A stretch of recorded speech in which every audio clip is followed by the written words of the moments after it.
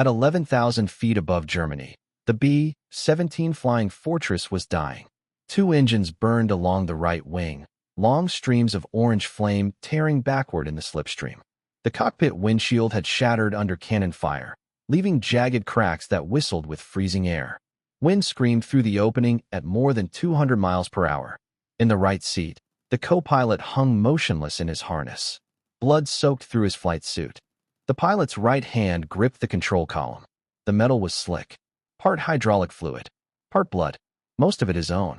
The bomber rolled into a shallow bank as the airspeed slipped downward through 160 miles per hour. Behind him in the fuselage, 8 men were still alive. For all of them, the mathematics of survival had already failed. The mission had begun hours earlier in England.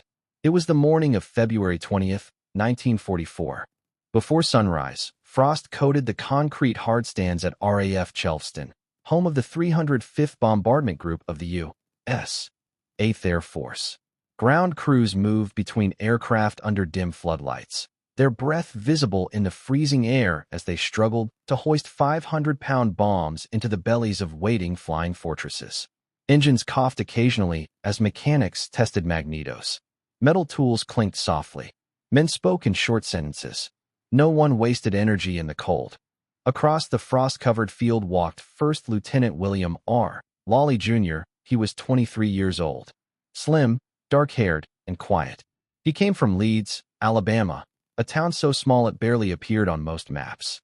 People who knew him often said he spoke the way navigators plotted courses, carefully, sparingly, and only when necessary. Lawley approached his aircraft, a B-17G Flying Fortress, one of the newest models entering combat service in Europe. This version carried a major improvement over earlier fortresses: a chin turret beneath the nose. German fighter pilots had learned that the B-17's weakest point was directly ahead and below the aircraft. By attacking head-on, they could slip through the defensive guns before the gunners could react. The chin turret closed that gap, at least partly. The Luftwaffe always adapted. The target for the day's mission lay deep inside Germany. Leipzig, factories that produced aircraft components and ball bearings, small pieces of steel that kept the entire German war machine turning. Destroy those factories and fighter production would eventually collapse. The 8th Air Force had a name for the campaign: Big Week. For 7 days, American bombers would strike Germany's aircraft industry with unprecedented force.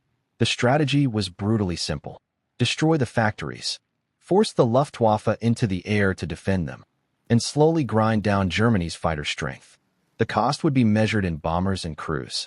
Lawley climbed through the forward hatch and settled into the left seat of the cockpit. The B-17 cockpit was crowded with instruments. More than 100 gauges and switches filled the panel ahead of him.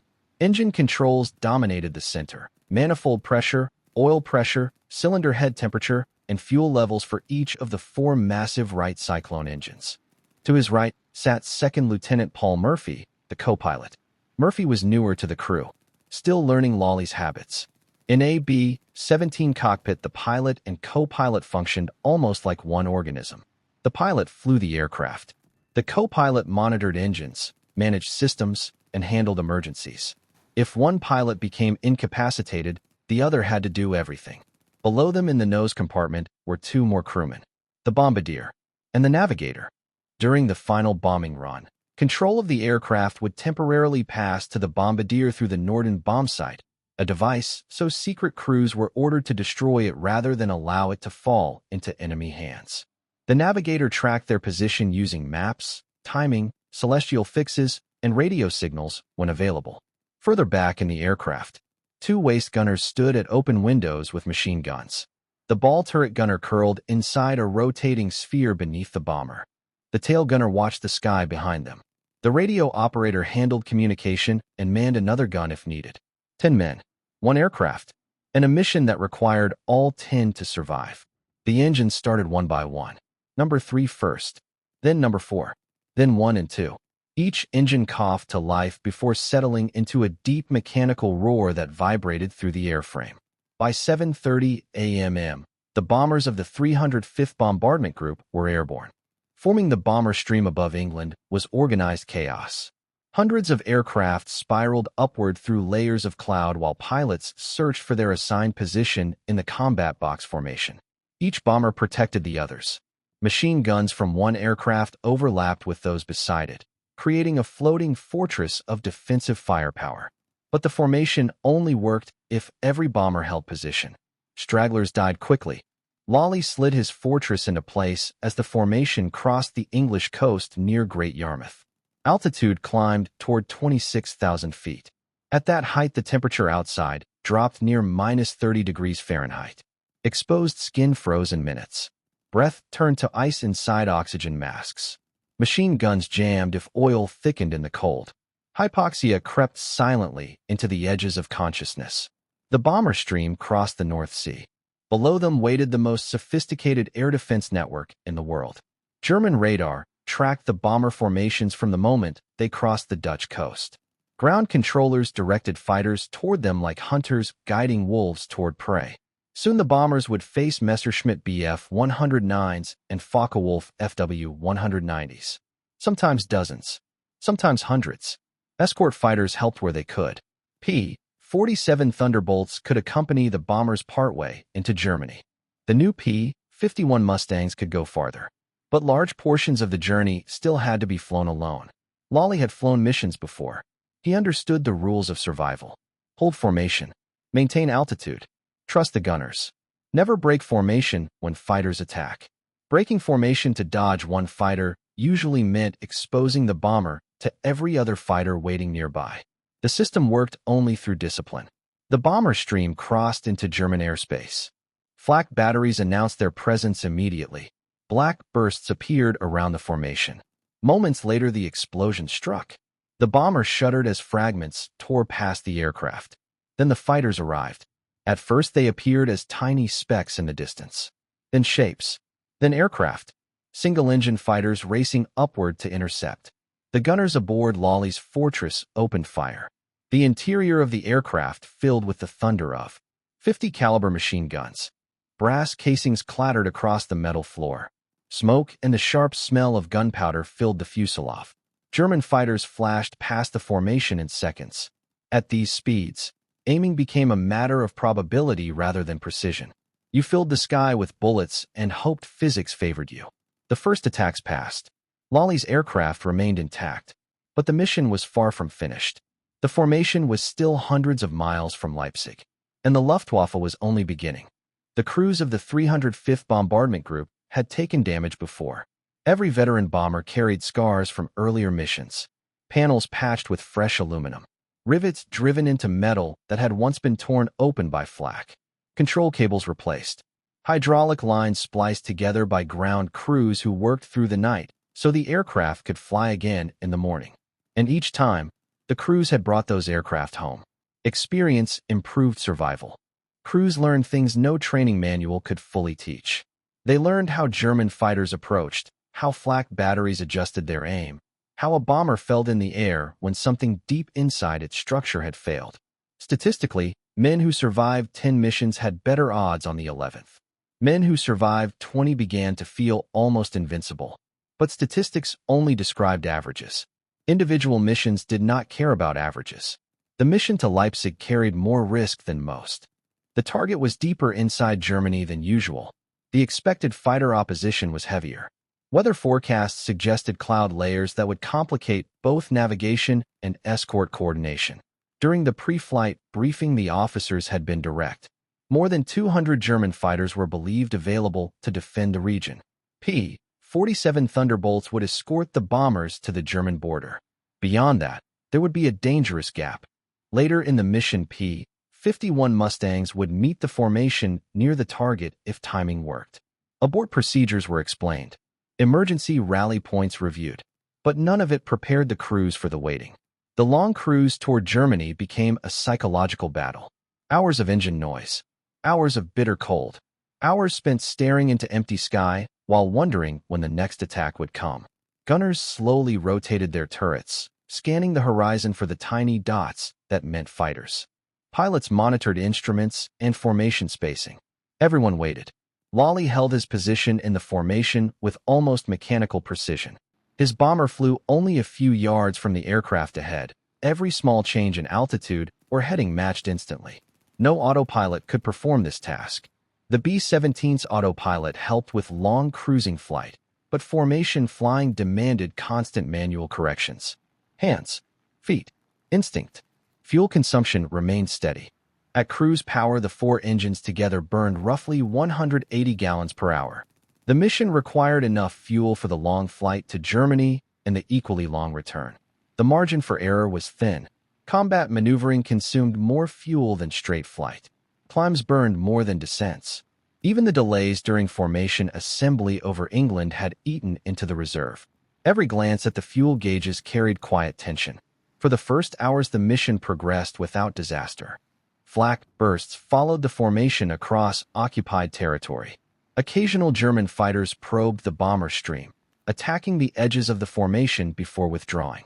The combat box held together.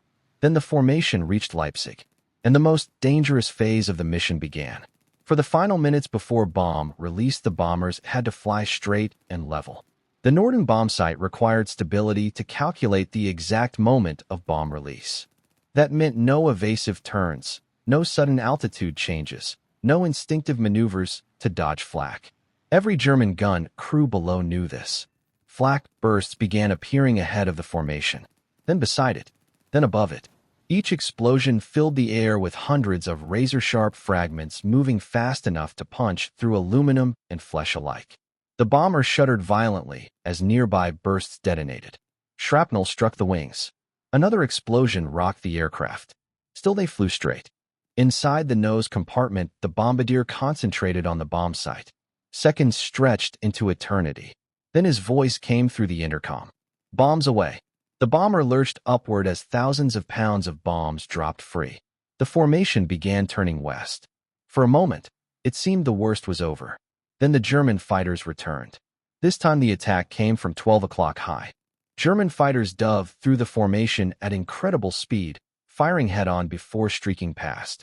The geometry favored them. A gunner defending against a head-on attack had only seconds to react. For seconds to detect the fighter. For seconds to aim. For seconds to fire. The odds favored the attacker. The first fighter pass struck Lawley's fortress with devastating force. Not machine gun fire. 20mm cannon shells. Explosive rounds. The cockpit windshield shattered instantly. Freezing air blasted into the cockpit at nearly 250 miles per hour. Fragments of metal and glass filled the space between the pilots. Second Lieutenant Paul Murphy collapsed forward in his seat. Cannon fragments tore through his body and flight suit. At the same moment, another burst slammed into engine number 3, the inboard engine on the right wing. The cowling ripped open. Fuel ignited. Flames burst backward in the slipstream. Another shell struck engine number 1 on the opposite wing. Oil pressure vanished. The engine seized. In less than 5 seconds, the bomber lost half its power. The aircraft immediately began to roll and yaw. One burning engine. One dead engine. 2 engines still running. The imbalance dragged the bomber sideways into a descending spiral. Lawley reacted instantly. His right foot slammed hard against the rudder pedal to counter the yaw. His hand forced the control wheel against the roll. He lowered the nose slightly to maintain airspeed. Altitude began falling. From 26,000 feet, the bomber dropped through 24,000. Then 22,000. The rate of descent approached 1,000 feet per minute. Still survivable, but not sustainable. Lawley assessed the situation quickly. 2 engines destroyed. 1 engine fire uncontrolled. Co-pilot unconscious. Unknown damage throughout the aircraft. The emergency procedure was clear. Feather the propeller. Cut fuel. Discharge the fire extinguisher. Hope the flames died before reaching the fuel tanks. Lawley reached for the controls. The propeller refused to feather. The mechanism had been damaged by cannon fire. Instead of stopping, the propeller continued spinning in the airflow, feeding oxygen into the fire and creating drag that made the aircraft even harder to control. He discharged the fire extinguisher. The flames weakened, then flared again. The extinguisher had not failed. It had simply not been enough. Now the bomber carried more than 2,000 gallons of aviation fuel and 1 engine burning only a few feet from the wing tanks. Every B-17 crew knew what that meant. Fire reaching the fuel tanks meant instant destruction. The standard response was simple. Bailout. Lawley had the authority to order it. The crew had practiced the procedure countless times. Sound the alarm. Move to exits. Jump. Survive if luck allowed. But Murphy could not jump. The co-pilot was unconscious and bleeding heavily. He could not unclip his harness. He could not reach the hatch. If the crew bailed out, Murphy would burn with the aircraft. The decision formed instantly. Lawley could follow doctrine. Save 8 men. Accept Murphy's death. No one would question the choice. Or he could keep flying. 2 engines. Burning aircraft. Hundreds of miles from England. The mathematics were clear. The bomber should not survive. Lawley did not order bailout. He tightened his grip on the controls and kept flying. More rounds struck the bomber. The damage no longer came as isolated hits. It accumulated. Another hole punched through the fuselage. Another cable severed. Another crewman wounded. Inside the ball turret, the gunner reported that the hydraulic system had failed completely. The turret could no longer rotate under power. He had to crank the mechanism by hand just to move the turret into a position where he could escape if necessary. The fighter attack finally passed. Whether the German pilots had run out of ammunition or simply shifted their attention to easier targets in the bomber stream, Lawley could not know. For the moment, the sky around them grew quiet. The immediate danger faded, but the long-term threat remained. Altitude slipped downward through 12,000 feet. The English coast was still more than 300 miles away. Now the crew's survival depended on only 2 things: fuel and distance. Lawley simplified his world to a single objective. Hold the heading. Balance the engines. Watch the fuel gauges. Everything else was irrelevant. Behind the wing, the burning engine finally consumed the last of its leaking fuel. The flames weakened, then disappeared. The engine nacelle remained charred and ruined, but the fire itself had died before reaching the main fuel tanks. That alone transformed the situation. The aircraft was still crippled, but it was no longer seconds away from exploding. 2 engines, 12,000 feet, hundreds of miles to travel. The mathematics of survival improved slightly. Not safe, but no longer impossible.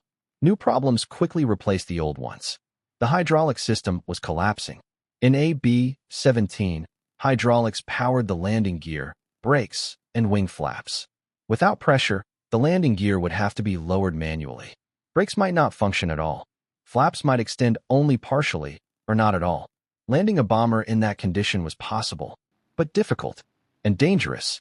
Lawley pushed the problem aside. First, he had to reach England. The bomber formation had disappeared. The other aircraft of the 305th Bombardment Group had continued west, unable to slow down for a crippled bomber without risking their own destruction. Lawley's aircraft was now alone. Alone over Germany, then alone over occupied Holland, then alone over the gray waters of the North Sea. Somewhere near the Dutch coast, help finally appeared. P-47 Thunderbolts. American escort fighters returning from their own missions spotted the damaged fortress trailing smoke across the sky. They immediately formed around it. The Thunderbolts could not repair the bomber. They could not add fuel. They could not relieve Lawley of the constant pressure on the controls.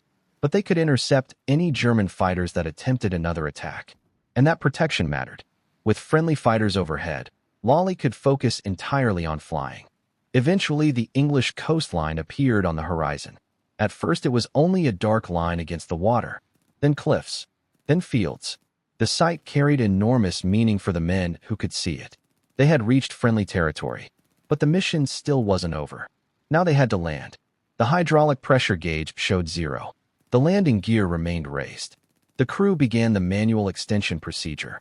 Crewmen turned heavy hand cranks connected to the landing gear through mechanical linkages. The work was exhausting, especially at altitude where oxygen remained thin. Slowly the gears moved. First one, then the other. Finally the tail wheel.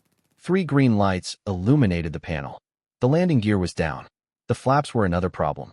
Without hydraulic pressure, they had to rely on emergency compressed air bottles. The system allowed only one attempt. If the flaps extended unevenly or failed halfway, the landing would become far more dangerous. Lawley committed to the approach anyway. Through the radio operator, he communicated with the nearest airfield tower. The base prepared for an emergency landing. The approach began. Speed remained higher than normal because the flaps extended only partially. The 2 functioning engines produced uneven thrust, constantly pulling the bomber sideways. Cold air blasted through the shattered windshield. Blood, Murphy's and Lawley's, still coated the control column. The runway rushed closer. The Fortress crossed the threshold. Touchdown hard, but under control. The main landing gear absorbed the impact. The nose stayed up. The bomber rolled forward. Without effective brakes, it took a long time to slow. Lawley used differential engine power and rudder to keep the aircraft aligned with the runway. The end of the runway crept closer. 50 miles per hour. 40. 30. Finally, the bomber stopped. There was still runway remaining. The engines shut down. For the first time in hours, the cockpit fell silent.